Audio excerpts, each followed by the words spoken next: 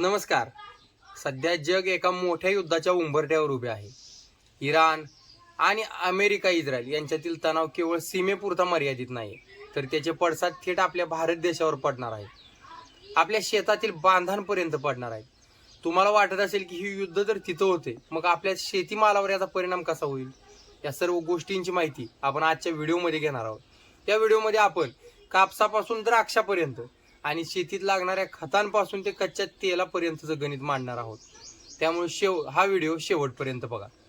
Iran आणि America Israel यांच्यातील वाढत्या युद्धजन्य परिस्थितीचा भारतीय शेतीमालावर आणि शेतकऱ्यांवर नकारात्मक परिणाम होताना दिसत आहे. या युद्धामुळे कृषी मालाच्या निर्यातीला मोठा फटका बसू शकतोय.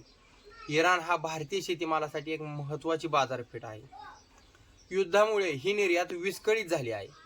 इराण भारताकडून मोठ्या प्रमाणात बासमती तांदूळ आयात करतो. बासमती तांदळाची भारताकडून खरेदी करणारा इराण हा देश दुसऱ्या क्रमांकाचा मोठा देश आहे. युद्धामुळे तांदळाचे कंटेनर बंदरावरच अडकून पडले आहेत. परिणामी बासमतीचे दर प्रति क्विंटल 400 ते 500 रुपयांनी घसरलेले दिसून येत आहेत. त्याचबरोबर भारतातून आखाती देशात केळीची मोठी निर्यात होते आणि या केळीच्या निर्यातीमुळे शेतकऱ्यांच्या उत्पन्नात चांगली वाढ झाल्याचे मागील काही वर्षांपासून दिसून येत आहे.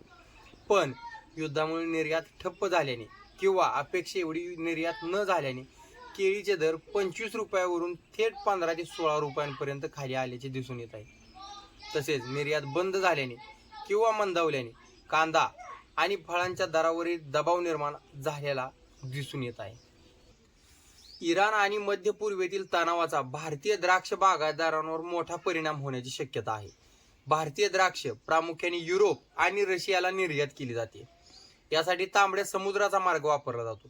युद्धामुळे हा मार्ग बंद झाल्यास जहाजांना मालाची ने-आण करण्यासाठी आफ्रिका खंडाला वळसा घालून जावे लागेल. यामुळे प्रवासाचा वेळ जवळपास 15 ते 20 दिवसांनी वाढला जाईल. प्रवासाचा वेळ लांबल्यामुळे द्राक्षांची ताजेपणा कमी होणे आणि खराब होण्याचे प्रमाण वाढू शकते. तसेच युद्धामुळे जहाजांचा विमा आणि इंधन खर्च वाढला असल्याने भारतीय द्राक्ष महाग होऊन मागणी घटू शकते. द्राक्षाबाबत इराण हा भारताचा प्रतिस्पर्धी देश आहे. इराणमधून रशियाला मोठ्या प्रमाणावर द्राक्ष निर्यात केली जातात.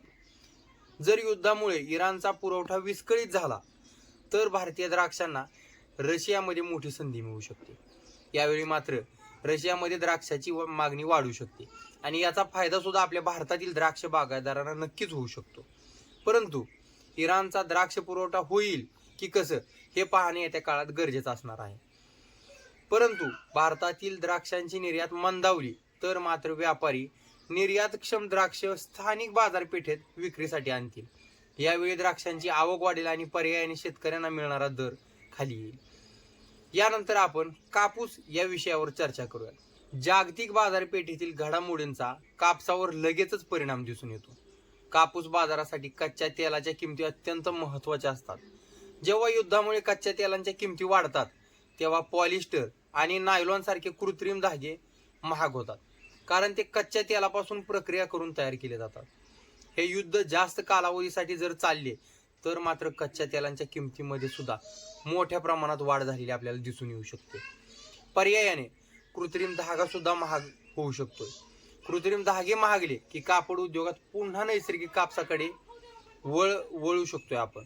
त्यामुळे जागतिक स्तरावर कापसाची मागणी आणि पर्यायाने भाव वाढण्याची शक्यता दिसून येऊ शकते आणि हे भारतीय शेतकऱ्यांसाठी नक्कीच फायदेशीर ठरू शकते.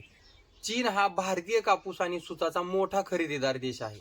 जर युद्धाचा परिणाम चीनच्या अर्थव्यवस्थेवर किंवा त्यांच्या सागरी व्यापारावर झाला तर भारतीय कापसाच्या निर्यातीवर त्याचा थेट परिणाम होऊ शकतो.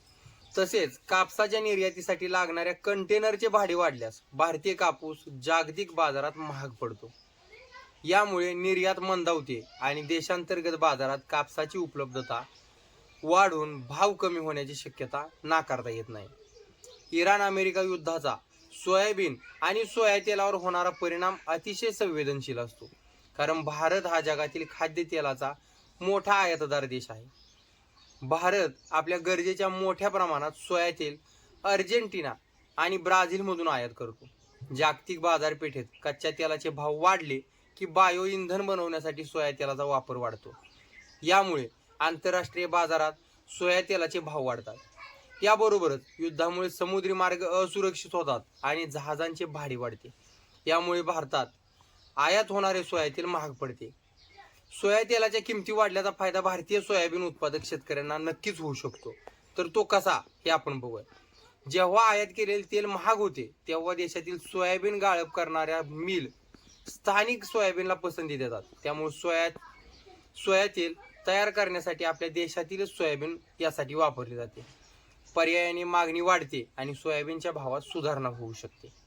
भारत आपली बहुतांश खतं विशेषतः DAP आणि SSP साठी लागणारे सल्फर आखाती देशामधून आयात करतो. युद्धामुळे आखाती देशातून पुरवठा खंडित झाल्याने किंवा हा पुरवठा कमी झाल्याने खतांच्या किमती येत्या काही काळात वाढू शकतात. कच्च्या तेलाच्या किमती वाढल्यास डिझेल महाग होईल, ज्याचा थेट परिणाम शेतीतील मशागत आणि वाहतूक खर्चावर होईल. एकतर आखाती देशातील समुद्री मार्ग बंद झाल्यामुळे आयात निर्यात करणाऱ्या जहाजांना आफ्रिका खंडाला वळसा घालून यावे लागणार. त्याचबरोबर कच्च्या तेलाच्या किमती वाढल्यामुळे आणि युद्धाच्या धोक्यामुळे समुद्री मार्गे माल नेणाऱ्या जहाजांचे विमा हप्ते वाढले आहेत. त्यामुळे भारतीय शेतीमाल जागतिक बाजारपेठेत महाग पडत असून आपली स्पर्धात्मकता कमी होत आहे. इराणमधून मोठ्या प्रमाणावर बदाम, पिस्ता आणि खजूर आयात केले जातात. युद्धामुळे ही आयात कमी झाल्याने देशांतर्गत बाजारात ड्रायफ्रूटचे दर जवळपास 20 ते 30% वाढलेले दिसून येत आहे. एकंदरीत या सगळ्याचा सारांश सांगायचा जर झाला तर बासमती तांदूळ, केळी यांचे दर कमी झाल्याचे दिसून येऊ शकतात. तर कापूस, सोयाबीन, सुकामेवा यांचे दर येत्या काही कालावधीत वाढल्याचे दिसून येऊ शकतात. या व्हिडिओमधील माहिती आपणास कशी वाटली आणि या व्यतिरिक्त युद्धामुळे अजून कोणत्या पिकांच्या दरांवर फरक पडू शकतो, आपली प्रतिक्रिया कमेंट बॉक्समध्ये लिहून पाठवा. तुर्तास आपण थांबूया. धन्यवाद.